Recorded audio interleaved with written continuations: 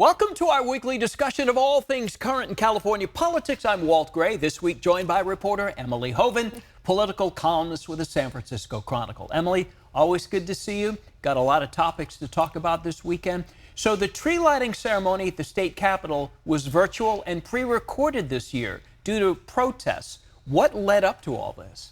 Yeah, the governor made the decision to have the tree lighting ceremony become virtual because there were a lot of planned protests surrounding the Israel-Hamas conflict, and there were a lot of pro-Palestinian protesters that were set to kind of descend on the Capitol around that time. And I think the governor just kind of wanted to avoid the complications that could create, and so they decided to do it virtually. You also have a column that's coming out in the Chronicle this week comparing housing issues between San Francisco and Sacramento. What did you find? Yeah, it's really interesting because actually there really are no two jurisdictions that could be more opposite when it comes to housing in California. This week, the San Francisco Board of Supervisors finally passed some housing reforms that they had already promised they were going to do in order to meet their state-mandated goal of building around 82,000 homes over the next 8 years. But they did so only under duress from the state, and it's unclear if the reforms that they passed are going to actually satisfy the state's requirements because they added in a couple of amendments at the last minute.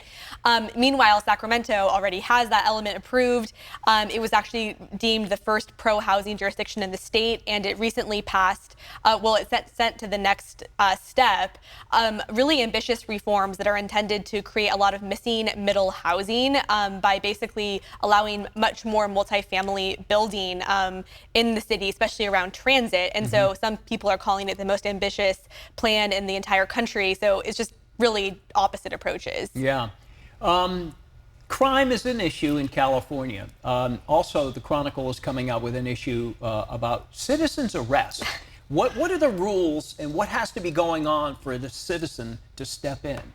Yeah, I have a column out that's basically tracing what happened to a man who was bludgeoned over the head with a broomstick by an apparently homeless individual. And he actually had to sign a citizen's arrest form in order for the police to take that offender into custody. And in the course of investigating why that was the case, I learned that for most misdemeanor crimes committed in California, the police cannot directly arrest that person unless they themselves witness the crime, or there's a person who does witness it and signs a citizen's arrest form.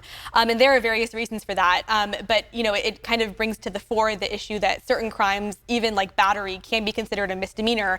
And although the police did ultimately end up charging this individual with a felony, which would not have required the citizen's arrest process, it just underscores that for some people who are saying, well, why aren't the police going out and arresting people who are stealing, you know, less than $500 worth of merchandise or whatever it may be, they do need to actually have a witness in order to make that arrest. And that's just another layer of the process that many people, including myself, were not really aware of.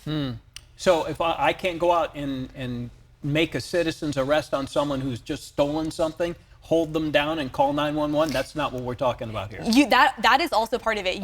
You can do that, but the thing is the police would actually need you to sign a document attesting that you saw that happen. Okay. Yeah. Emily, thank you. Covered a lot of ground here. If you'd like to reach out to Emily Hoeven, you can do so, if you please. It's emily.hoeven@sfchronicle.com.